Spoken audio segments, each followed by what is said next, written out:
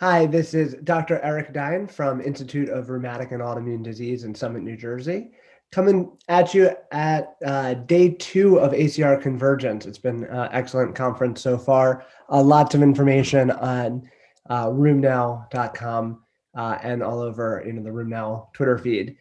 I wanted to talk about an abstract 0588, which looked at the effectiveness of TNF inhibition versus non-TNF inhibition biologics on disease activity in obese patients with rheumatoid arthritis. This is research that has come out of the RISE registry. So what they looked at is of the over 16,000 patients from the RISE registry, 42% of them are obese patients. And they were comparing the CDAI scores between patients on TNF inhibitors versus non-TNF biologics between the two groups and whether or not they're obese or non-obese. So in general, they found no significant differences in disease activity between the TNF and the non-TNF groups at 12 months, as well as when they broke down globally between the obese and the non-obese groups. But when they broke it down a little bit more specifically, so the analyses by specific non-TNF medications showed a couple of interesting trends. So there's a higher disease activity associated with TNF use compared with abatacept in only the obese patients. So the average treatment effect here was 3.3. This was not seen in the non-obese patients. So only the obese patients were showing a trend for TNF inhibition being worse than abatacept.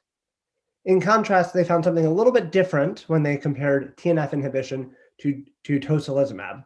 In the non-obese patients, that at that time, the TNF inhibition had higher disease activity compared to the tocilizumab. When they looked at patients who were obese, this difference was not present. They also compared TNF inhibition to rituximab and to tofacitinib. In both of those analyses, for obese, non-obese, or combined, there was not any difference there. So I think this is very interesting. I think it's definitely a starting point for some more information, that there's clearly some signal for differential effects for obese and non-obese individuals with rheumatic disease. So these are large registry populations and definitely subject to the biases within them. But it is worth noting that there are differences between the way these patients may be treated or different effects related to their obesity. Some of these medications are subcutaneous versus intravenous. In terms of the administration, it would be really interesting to break down for tocilizumab and abatacept how they were being administered between to see if there's a difference there. Some of them being weight-based dosed, or for medications like TNF inhibition, we don't change the dose for our obese patients. We also know that just obesity in general, fat cells have an inflammatory effect. And so seeing if there's a medication that works better or worse will be important. So I think, it's definitely showing a couple signals here of difference between TNF inhibition to abatacept in obesity and TNF inhibition to tocilizumab in non-obese patients. And I think there's going to have to be some more information, and I'm looking forward to seeing some of the more specific breakdowns by drug administration to understand this a little bit more.